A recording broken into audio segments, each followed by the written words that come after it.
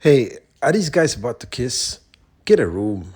Guys, Ken here from the Retro Toy Escapades channel in Malaysia. Finally, after a long 2 year wait, the one piece of MOTU pop culture media that has triggered and divided fans like no other has returned. The sequel to 2021's MOTU Revelation. Here is MOTU Revolution. I remember back in the day, I openly announced that I actually did enjoy most of Revelation. The character reveals were great. The animation was the best I've ever seen in a MOTU cartoon, and it's being delivered to me free on my Netflix account. What else do I want? Okay, the live action movie has been delayed for over a decade since the time I worked at Sony Pictures and they had the rights for it. So this was like the next best thing. I remember people arguing with me, telling me that it's not me, it's just not you, Ken. You're not supposed to like this. You're supposed to be against this. And I was like, hey, screw you. Screw you, man. I like what I want to like. Okay, even if I personally don't like something, I don't go around telling people what they should feel.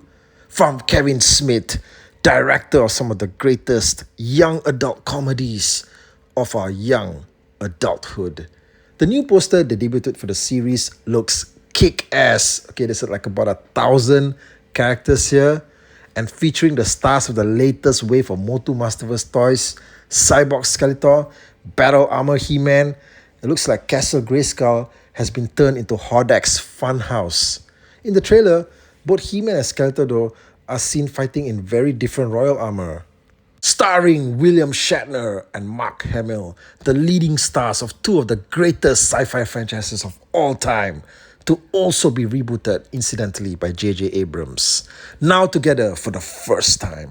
One of the major criticisms of Revelation was that it unexpectedly took viewers on a side quest featuring Tila for most of the season, with He-Man and Skeletor largely nowhere to be seen. But if you actually watch the entire thing, you realize that this was part of the storytelling process to deliver a finale that I think would please even the hardest of casual fans. All right. Yeah. And there was some guy back then in the comments, I remember, kept on saying that it was just all about Tila. Even after season 2 came out. And then, when I actually explained things to him upon realizing that he had not even watched it, he just went, no, it's all about Tila. It's all about Tila. Tila. It's like his mind cracked, okay? He just couldn't rationalize it. So I just had to let it be, all right? So when it comes to this new season, they just better make damn certain that He-Man is in at least every third frame on the screen. Otherwise, the fan base will just chew them alive again. Because even though the series is called Masters of the Universe, and there are some 5,000 or so characters for them to cover, they still have to make sure that the focus is only on He-Man, the most straightforward and linear character in the whole franchise. The series also stars Keith David, who was once also Goliath, and Spawn, and now he's the show's big new villain, Hordak. Hordak, seen here in these shots, laying the smackdown to Skeletor. Obviously, Hordak did not drop in for some tea, scones, and good music. No, he's here to smack Skeletor around. The new trailer starts off immediately with King Randor's death scene. He's really gone apparently. And let's not forget also about the very secretive announcement of this King Kaldor character, who has turned up on the cross-sell of the new wave of Masterverse figures and is certain to play a major role in the new season. Nobody knows what just yet. You have to admit that no matter how jaded you are, these money shots of the Eternian heroes, Rio Blast and Snout Spout blasting away at the bad guys has got to generate some kind of excitement at least. Snout here looks jacked.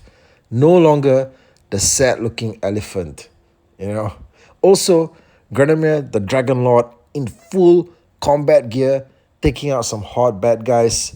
If they ever make this an action figure, I think it's going to be a Mattel Creations super crowd-funded project. Okay, what do you guys think?